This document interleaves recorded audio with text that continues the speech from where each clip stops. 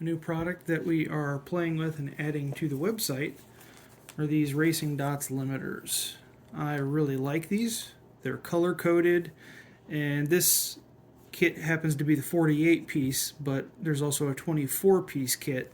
But we have 8 of these half-inch limiters. There's 8 of the quarter-inch, 16 of the 100 thousandths, and then we got 16 of the 50 thou. And so these are all different colors. So what's nice is when you pull your shock apart, you can tell real quick exactly what you had for limiters. It's pretty hard to mess this up when you're dialing in your setup.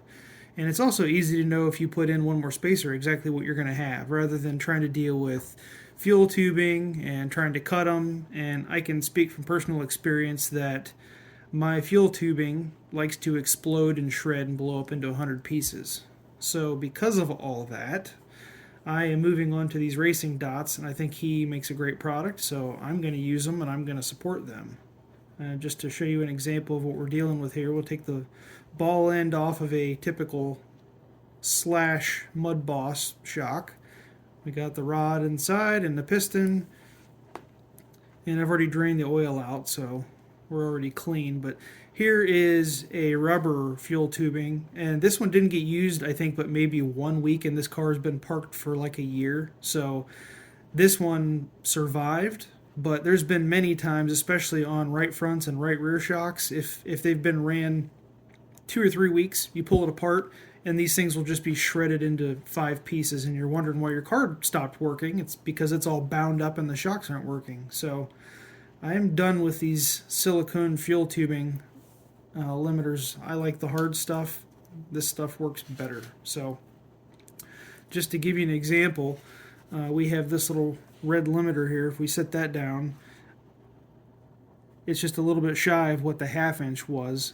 In this case, I'm turning this dirt car into a carpet car, so these are getting a lot of limiters. So what I actually want is about a half-inch on this particular shock. So I'm just going to use one of these green guys, but as you can see, they slide over nice and easy, and when you would put this back together, it will limit the shock travel inside. And people have asked questions, does it matter whether you're limiting it on the outside or inside? And it doesn't really matter. The upstroke, downstroke, it's going to limit it a half-inch on the inside. And that's how much more it's going to drop your car, basically a half-inch. So that's what we're going to start with this one, and then once you get your limiters in, you just put them back together like normal. So just wanted to kind of give you an example of how these work and how nice they are. And when you pull these apart, you can add to it if you want, and you can see all the different colors here. They fit right on there. You can see the differences, and you know exactly what you got. So you can quickly, if you have to remember, obviously, you might want to keep this tag. It tells you what the sizes are, but you pull it back apart and you know exactly you got a half-inch there and 100 thousandths and 50 thousandths. So it's just a nice, easy way to do your limiters. And the 48-piece kit, these are all 3D printed. I'm positive that these will hold up virtually forever. I don't think you're ever going to have an issue with these things. They're not going to break down inside the shock oils like these rubber deals will. So if you're interested, you can check them out on the website. We'll have those posted there, and I'm going to personally use these in all my shocks going forward. So we appreciate RacinDots and hope you'll support them. Thanks for tuning in.